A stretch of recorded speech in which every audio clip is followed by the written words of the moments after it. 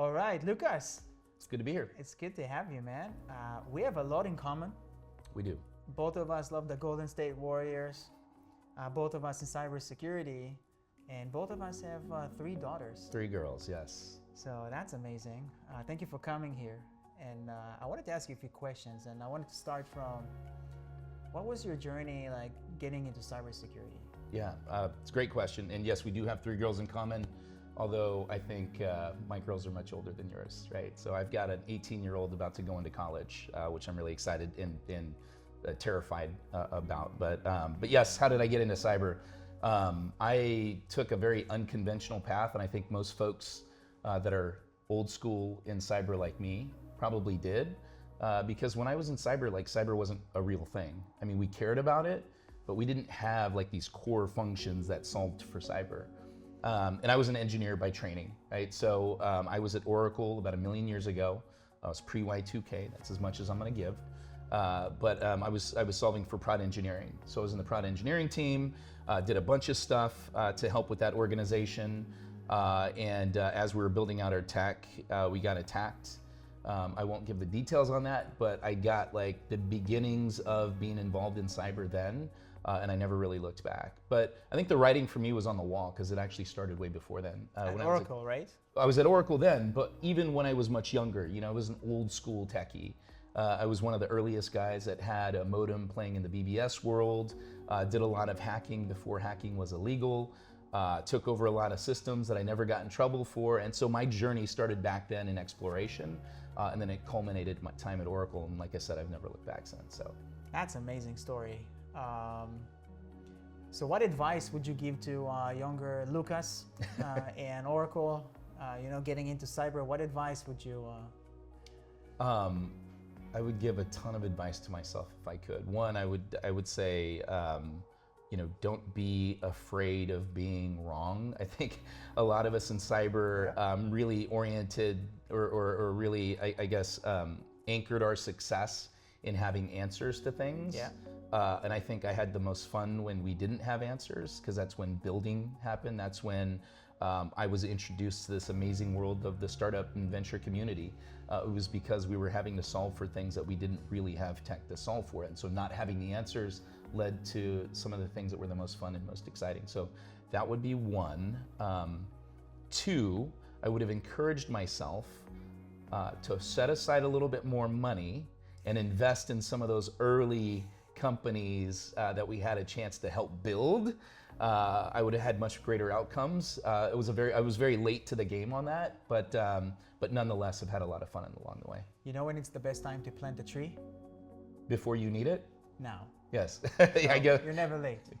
You're never late to the game. Yes. It's always 20 years ago, it's better to plant a tree, right? But it's actually, the actual answer is plant a tree now. Right now. Right now. Doing a lot of tree planting right now. That's great.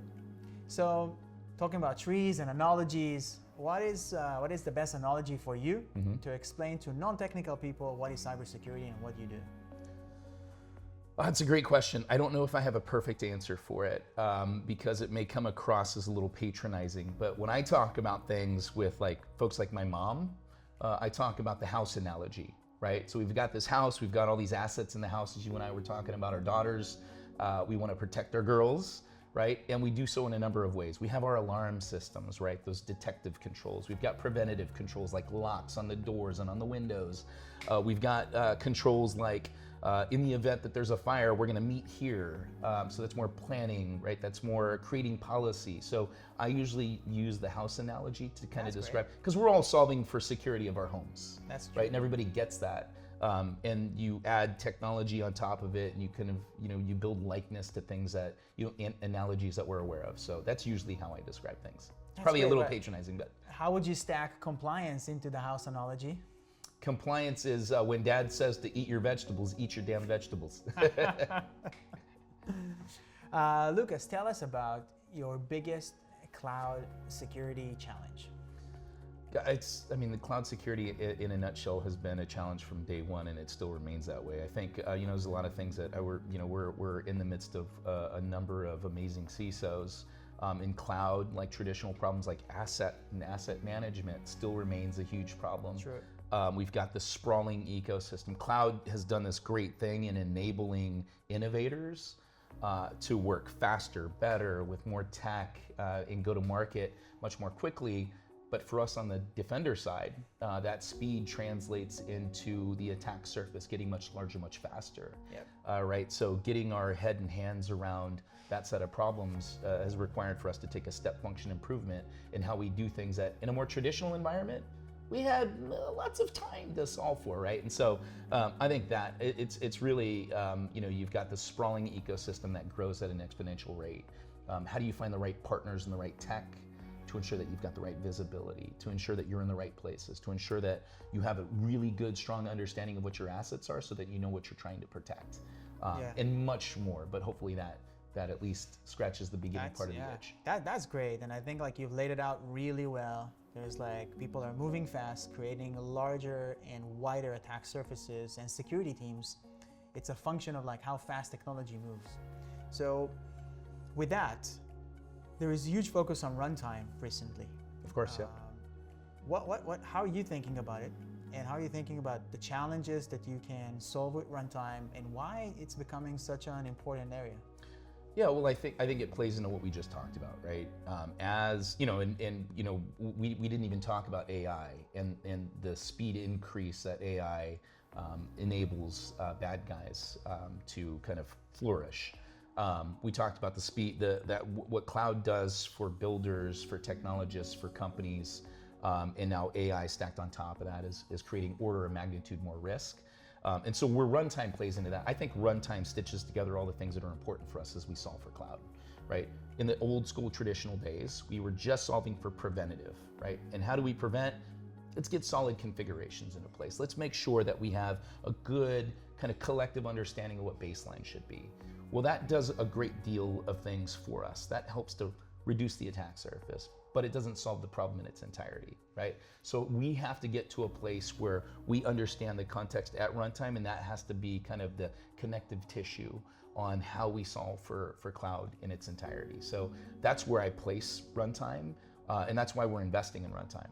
Yeah, and I think what you're also trying to say is that like the new challenges in the cloud are how my data is flowing, how my APIs are connected, beyond configurations, how my applications are actually working with each other.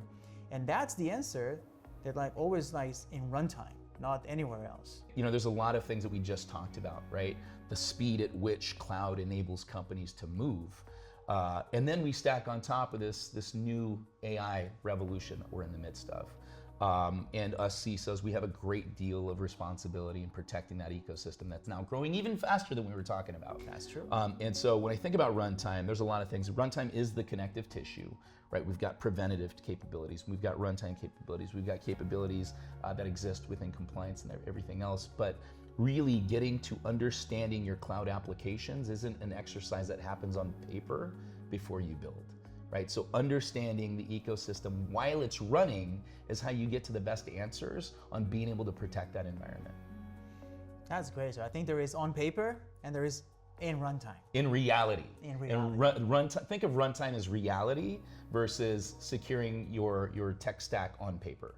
One is the one area of focus that you think is going to be completely different in 5 years from now in cloud security? Yeah, it's a great question. I think 5 years from now, we're not even gonna recognize cloud security. I think the step function change that we're gonna see as a result of this AI revolution, it's gonna change the face of everything. I think it's gonna change the face in how we build applications in the cloud. I think it's gonna change the face in what cloud looks like. We're in this, there's a lot of CapEx going into building new data centers right now. The number of data centers and the amount of power consumption we see in this country is gonna, be an order of magnitude larger. So it's hard for me to say in 5 years what things will look like, but even a year from now, I think just the sprawling infrastructure that us practitioners have to have our head and hands around is gonna be so massive in scale that if we don't figure out how to get in front of all these things that we just talked about, how do we get in front of cloud compliance and configuration management and runtime security in cloud. If we don't really get our hands around that now, it's going to be, it's a runaway train that we're no longer going to be able to catch up to. So I think like we're in this really pivotal epoch today where we've got a lot of things to solve for and we need to get in front of it as soon as we can because it's going to run away at a rate that we're not going to be able to catch up. That is so true. I really agree with that. And lastly, we're working with you and your team, and I want to thank you for helping us find the right area of focus and the right area of like where you have problems and where we can help you solve for. And I think like we've done amazing work in setting up the foundational, CSPM and understanding where all the configurations are in place. And there we're making like a really big leap with runtime. Can you tell us about the biggest problem we were able to solve together with you? Yeah, look, I think one of the things that I have to thank you and the team for is just the amazing partnership that we've had. I've influenced the team directionally to challenge them to really think about how we solve for security at runtime in cloud. But it's been the team and the team's engagement with my product organization, my cloud security team, and my operators. They've leaned in so phenomenally because of the level of engagement and strategic support from the Upwind side. So I want to thank you for that. Look, I think what we're getting to is, when I sit down and really talk with my team around how we're solving for security for our SOC, the SOC even leans in. If you look at traditionally where CSPM is purchased, it's usually on the left-hand side. It's a shift left. It's with our product security organization or our DevOps organization, DevOps teams, or SRE teams, or our product security and cloud security organizations.